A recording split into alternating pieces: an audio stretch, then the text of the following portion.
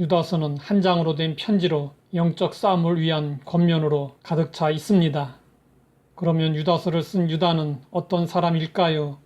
그는 예수님의 동생 유다입니다. 예수님에게는 4명의 동생들이 있었습니다. 그들은 야고보와 요셉과 시몬과 유다입니다. 이들은 예수님 생전에는 예수님을 육적으로만 보았기 때문에 메시아로 믿지 않았습니다. 그래서 예수님은 말씀하셨습니다. 선지자가 자기 고향과 자기 집 외에서는 존경을 받지 않음이 없느니라. 유다는 다른 형제들과 함께 메시아로 사역하시던 예수님을 미쳤다고 생각했습니다.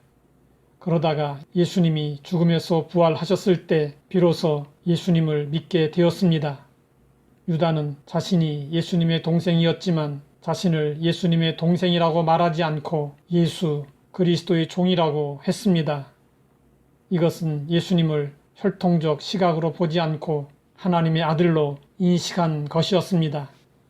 사도 유다는 처음에 성도들에게 구원에 대해 편지를 쓰려고 마음을 먹었습니다. 그런데 편지를 쓰다가 성령님이 인도하시어 영적 싸움으로 주제를 바꿨습니다.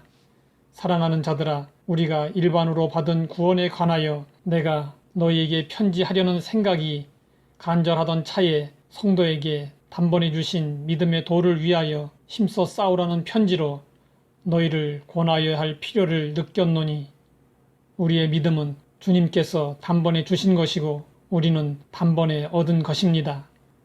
그러나 우리가 하나님 나라에 들어가려면 오랜 시간 성숙의 과정을 거쳐야 하고 믿음을 지키기 위해 영적 싸움을 해야 합니다.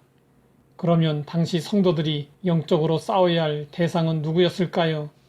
초대교회 당시에 믿음의 도를 위협하는 강력한 세력으로는 이단 영지주의가 있었습니다.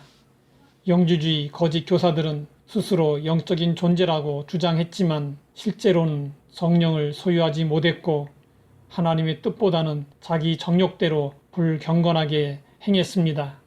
그런데 이들이 교회에 가만히 들어와 하나님의 은혜를 방탕한 것으로 바꾸고 예수 그리스도를 부인했습니다. 사도 유다는 그들을 이길 수 있는 방법을 이렇게 제시했습니다. 사랑하는 자들아, 너희는 너희의 지극히 거룩한 믿음 위에 자신을 세우며 성령으로 기도하며 하나님의 사랑 안에서 자신을 지키며 영생에 이르도록 우리 주 예수 그리스도의 공류를 기다리라. 어떤 의심하는 자들을 긍휼히 여기라.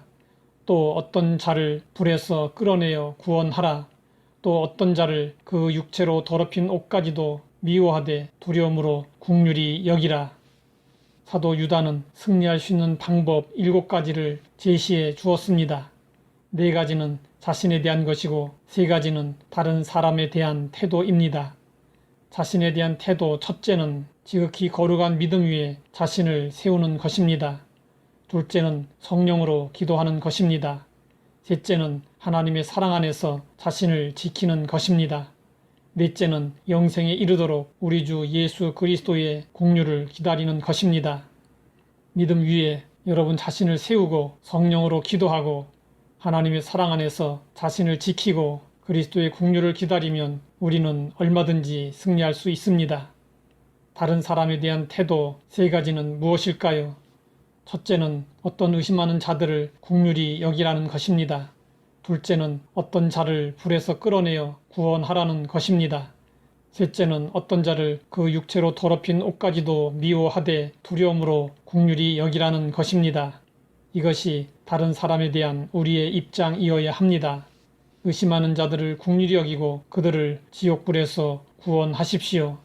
그리고 우리도 그들과 같이 될 수 있다는 생각으로 두려워하십시오. 그러면 우리는 승리할 수 있습니다. 하나님 아버지, 믿음의 도를 위하여 어떻게 싸워야 할지 알게 하시니 감사합니다. 이단들이 어떤 모습으로 다가온다 할지라도 분별하고 물리칠 수 있게 하옵소서. 예수님의 이름으로 기도드립니다.